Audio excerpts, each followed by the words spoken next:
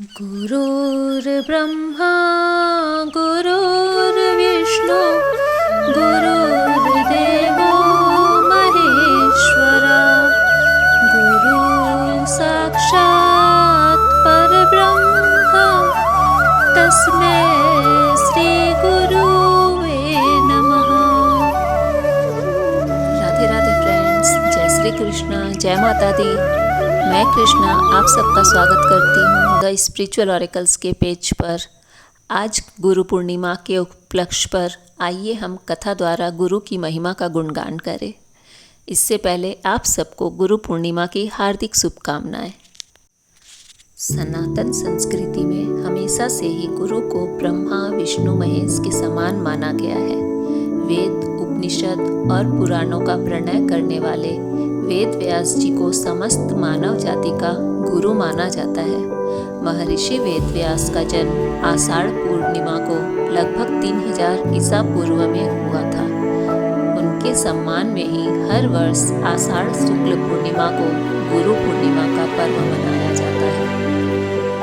एक बार की बात है, नारद जी भगवान विष्णु से मिलने गए और जब वो वापस गए तो विष्णु जी ने लक्ष्मी जी से कहा, लक्ष्मी, नारद जिस स्थान पर बैठे थे उस स्थान को गाय के गोबर से लिप दो।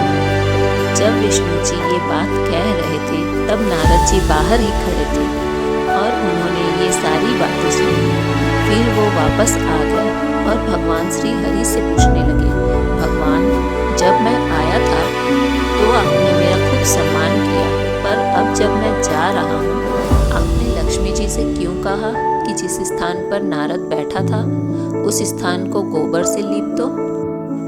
भगवान ने कहा, हे नारद, मैं आपका सम्मान इसलिए करता हूँ क्योंकि आप देव ऋषि हैं, और मैंने देवी लक्ष्मी से ऐसा इसलिए कहा क्योंकि आपका कोई गुरु नहीं है, आप निगुरे हैं। जिस स्थान पर कोई निगुरा बैठ जाता है वो स्थान गंदा हो जाता है।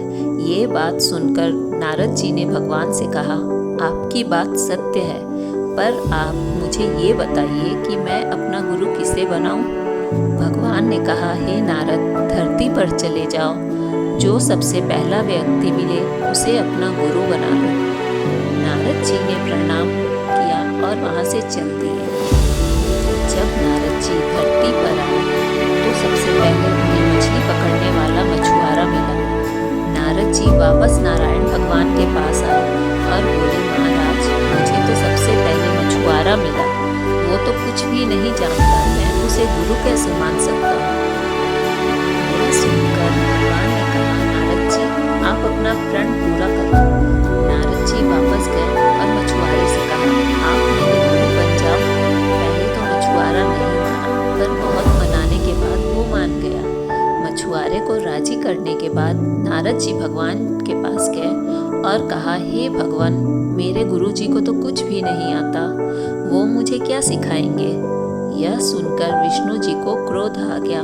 उन्होंने कहा, हे नारद, गुरु की निंदा करते हो, जाओ, मैं आपको श्राप देता हूँ, आप 84 लाख योनियों में घूमते रहोगे।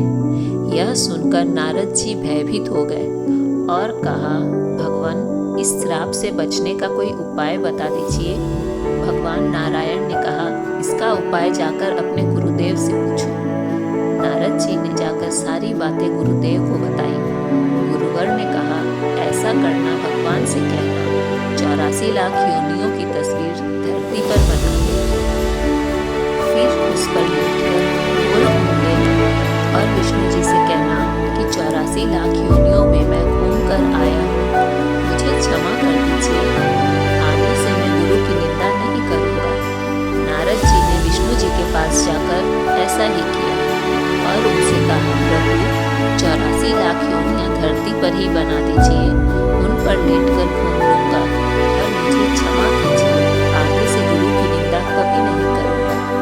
यह सुनकर विष्णु जी ने कहा, देखा, जिस गुरु की तुम निंदा कर रहे थे उन्हीं ने मेरे श्राप से तुम्हें बचा लिया। नारद जी, गुरु की महिमा अपरंपार है। गुरु गूंगे गुरु बावरे, गुरु के रहियो दास, गुरु जो भेजे नरक को स्वर्ग की रखियो आस।